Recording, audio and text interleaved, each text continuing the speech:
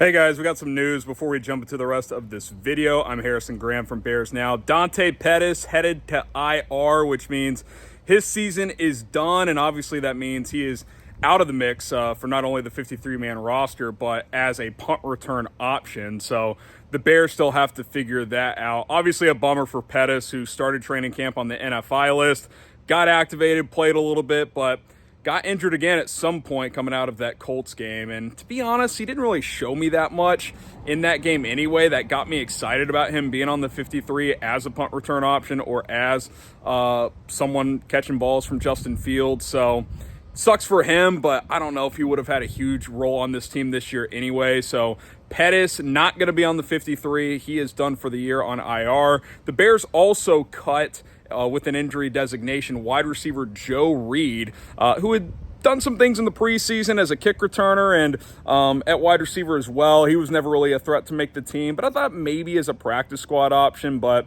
that appears to not be the case, as you're seeing the Bears start to trim their roster a bit. Remember, after this final preseason game against Buffalo, they've got to go from 90 to 53 players by Tuesday, and I think with these two moves, they're down to 86 now. So we'll see if any more tricklings come before tomorrow's game against the Bills. But Dante Pettis, IR, Joe Reed cut. I think that means one thing for sure. Velus Jones Jr. is going to make this football team.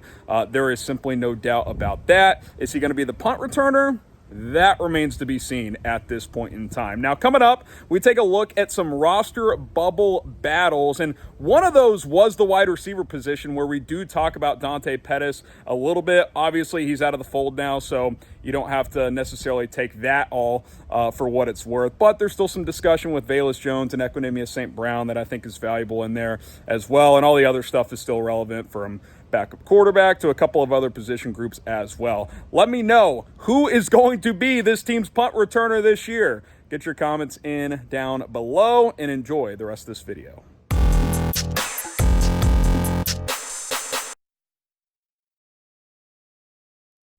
Chicago Bears roster bubble. Whose bubble will burst and which player will show out so that bubble doesn't burst, as Ryan Poles and Matt Eberflus are going to have to make some tough decisions following this preseason finale against the Buffalo Bills. My name is Harrison Graham. Today, we're going to look at some 5 roster bubble battles for the Bears heading into this final game, and then, of course, leading up to Tuesday's NFL roster cut-down deadline. Let's start with backup quarterback. Obviously, Tyson Bagent has stolen the headlines this week. I did a full video breakdown on him, his journey to the NFL, and if you want to go check that out, go subscribe and look at the video content tab here on Bears Now. But I think there's something here. Matt Eberflus said, look, he created that competition. We didn't envision it. It got created itself. So the Bears have embraced Tyson Bagent, showing them something here, as he's gone 13 of 15 in the preseason so far for 113 yards. He rushed for a touchdown. He's done that over 6 drives. P.J. Walker on 6 drives, 5 of 12, 25 yards and a pick. And by the way, one of Bagent's 6 drives was 1 kneel down. So technically it's a drive, yes, but it's really 5. And he's done a lot more than P.J. Walker has up to this point. I'm very fascinated to see which QB comes in first after Justin Fields, who will play in Saturday's game against Buffalo. If Bagent gets that first crack at it, I think that's going to be pretty telling. I think they're saying, look, go take the job. And if he does, that could be trouble for P.J. Walker. And that's what I am really wondering. Can Tyson Bagent really take the QB2 job? Like, is that actually on the table for him? The Bears, if you listen to what they're saying, I think the answer is yes. Getsy's acknowledged it. Eberflus says that's open. So I'm excited. Now, I still think there's a very real scenario where the Bears carry 3 quarterbacks, Fields, Walker, and Bagent. But if Bagent plays even remotely well, at minimum, he's making this 53-man roster, because he's shown a lot, and I think he'll get poached by another team if he does get cut. So how many quarterbacks will the Bears keep on the 53-man roster? Type 2 or 3? I think it's going to be 3. Let me know what you guys think. Is it going to be 2 quarterbacks or 3 quarterbacks? If you're watching live, shout out to Joshua Johnson. We'll get to his super chat, first-time super chat after this segment. But subscribe and join us. Bears, Bills, Saturday, 12 Eastern, 11 a.m. Central Time. We're going to be live 1 hour leading up to kickoff. We'll have full play-by-play of the game once the game does start. And of course, a live post-game show as well. Don't miss out, as we're going to have you covered. Myself, producer Rolly, going to be a whole lot of fun. So don't miss it, as a lot's on the line in this game for some players on the roster bubble. Okay, running back position behind Khalil Herbert. He's obviously the starter for this team. He didn't play last week, not because he wasn't healthy, but because the Bears were sitting starters, and I think him sitting was telling, and they kind of confirmed this week he is that lead back right now. But 2 through 5 is very interesting. I don't think outside of Roschon there's guaranteed roster spots for any of these guys. Sure, Kari Blasingame at fullback is going to make it, but D'Onta Foreman, I don't think he's a lock. Treston Ebner, who's been banged up recently, is he going to be in trouble just for an injury situation? Travis Homer, who I think has a lot to offer on special teams, can he kind of secure a spot on Saturday? I think with Foreman and Roschon, when you look at these two, because we know Roschon's going to be on the team. He's got 76 yards in the preseason on 19 carries. D'Onta Foreman has 6 carries for 21 yards. 9 of those came on 1 carry, 5 carries for 12 yards otherwise. He's just got to show more, man. Like, if Roschon Johnson as a runner is showing us that he can do what Foreman does as a runner, well, we know he's more valuable because he plays special teams. Foreman, even if he does, less value there.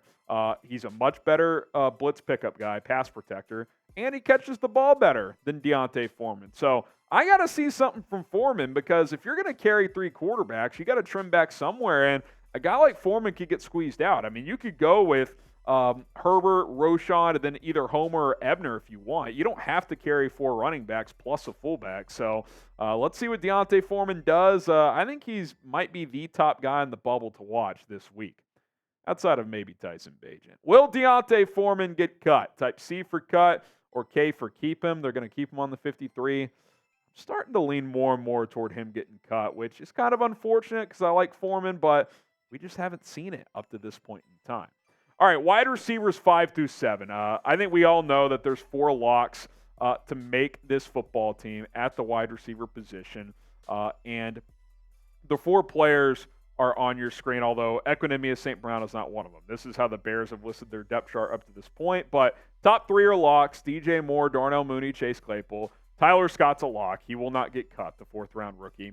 So then it comes down to 3 dudes right here: Velus Jones Jr., Dante Pettis, Equanimeous St. Brown. I think at least 1 has to go. I don't see a scenario where 7 make it. I think 6 will make it, but it'll either be 5 or 6. I don't believe it'll be 7, even though they carried 7 initially last year. I think Velus is safe. The way Richard Hightower talks about him, he called him one of the best kick returners in the NFL. Is that a guy that they're going to cut in year 2 as a 3rd-round pick last year? I don't think so. I will acknowledge that he's been disappointing overall as a player. I just don't think they're ready to give up on him. So then it comes down to these 2 guys: Equanimeous St. Brown and Dante Pettis. We know Pettis has more special teams value, and if you don't have a better punt return option, that gives him the leg up. St. Brown has 0 catches in the preseason. Great blocker, but what else is he? So who you cutting? You got to get rid of one of these guys. Type DP for Dante Pettis or EQ for Equanimeous St. Brown. Cancel any not necessary subscriptions with Rocket Money. The Bears are going to have to cancel some players off their roster, unfortunately. It's always a tough day each year. But what's not tough is saving money and having more in your bank account. And Rocket Money, which is a personal finance app that finds and cancels your unwanted subscriptions, monitors your spending, and helps you lower your bills all in one place, it's going to help you have more money in your bank account. Most people think they're spending $80 per month on their subscriptions, when in reality, that number is closer to $200. That is a lot when you're signed up for so many things, streaming services that you used to watch one show for and now you don't, or maybe you tried some free trials and now you're getting charged monthly and didn't even realize it. It's very easy to lose track of your spending and where your money is going toward. Rocket Money monitors everything you're spending on. It'll break it up into categories. You'll have a full list of subscriptions you're signed up for, and if you decide you don't want some of those subscriptions anymore, just click the cancel button, and they'll cancel them for you. No more long wait times with customer service, back and forth emails that you have to deal with. They will take care of that for you. And by the way, with over 3 million users and counting, Rocket Money customers have saved an average of $720 per year. Let me repeat that, $720 per year. Think what you could do with $700. You could go on a vacation. You could go on several nice meals. You can start a college fund. You can do all kinds of stuff. So stop wasting money. Save money. Download the Rocket Money app. Use our link right now, rocketmoney.com/bearsnow. I'm on this app on a weekly basis. It's just, you can set budgets. You can lower certain bills that you have. It's really awesome to use. They even have premium services if you want to go above and beyond. rocketmoney.com/bearsnow. Link in the comments and the description. Click and download today. Okay, a couple more roster bubble battles. That final edge spot. And this one's really interesting because unlike wide receiver where you're like, okay, we know 4 guys for sure are safe, I can only say with 100% certainty that 2 edge rushers are 100% safe. Yannick Ngakoue and DeMarcus Walker. Because Walker signed a 3-year contract with, I think, $21 million total and like 15 or 16 guaranteed. We know he's not going anywhere. Ngakoue got $10.5 million with $10 million guaranteed. He's not going anywhere. So they're locks. That's only 2 spots. You're going to carry 4, if not 5 edges, and I think 5 is going to end up being that sweet spot. So you got 4 spots competing for 4 guys competing for 3 spots, excuse me. Dominique Robinson, who he's probably safe. They drafted him last year. He's had a good camp. It hasn't showed up in the games, but I think they like where he's at. Terrell Lewis, who we'll get back to in a second. Trevis Gibson and Rasheem Green. So one of these guys has to go. Well, let me first say this. I think Robinson makes it, so that's 3. And Terrell Lewis cannot get cut. You have to reward guys for what they're doing on the field. He's had a great OTA period, great minicamp, awesome in training camp, and it's translated to the playing field.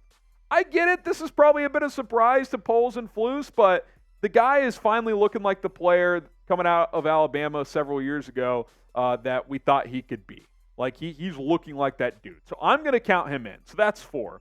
Like wide receiver, then, it comes down to 2 guys for 1 spot, probably. Trevis Gibson and who's the last guy? Rasheem Green. Pick your poison. Gibson, who was not drafted by this regime, but has shown a little something in these 2 preseason games, especially in that first one. Green, who this regime signed, but he's been around. He's a vet. Like, you're not tied to him long term. You got to pick one. I'd probably lean Gibson, but I wouldn't be surprised if they went with Rasheem Green, who's been more consistent in practice, and we know that this regime values that. Okay, last one, kind of a 2-parter. Linebacker and cornerback depth. Kind of wanted to loop them in together here for the Bears linebacker and corner position groups. At the end of the day, we kind of know who the starters are at both of these spots, right? At linebacker, you got your top 3. Oh, really top 4. Jermaine Edmonds, TJ Edwards, Jack Sanborn, and then you've got Noah Sewell, the rookie out of Oregon. But then you got guys like, Micah Baskerville, Dylan Cole, who's been banged up for a while, Michael Walker. There's 3-4 guys in there that are fighting for 1 or 2 spots. And then you look at the cornerback position that we'll talk about here.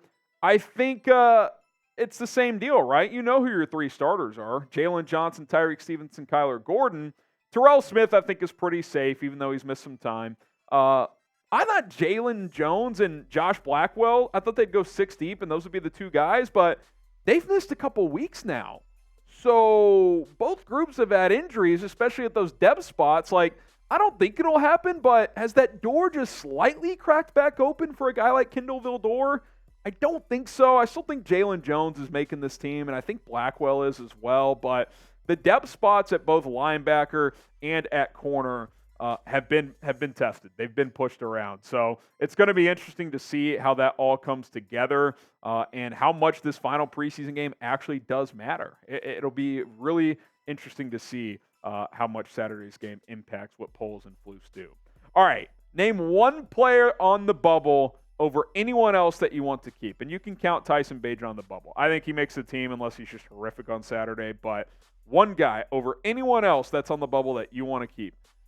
As crazy as it sounds, I'd probably say Tyson Bagent. But, I'd like to keep Velus Jones and give that more time. I've been negative on him, but Pettis and St. Brown just haven't done anything to blow me away. So I'd probably want to keep Velus as well. I'm not even sure if he's on the bubble. I think he's pretty safe. But if you had to drop 1 name, let me know who that guy is.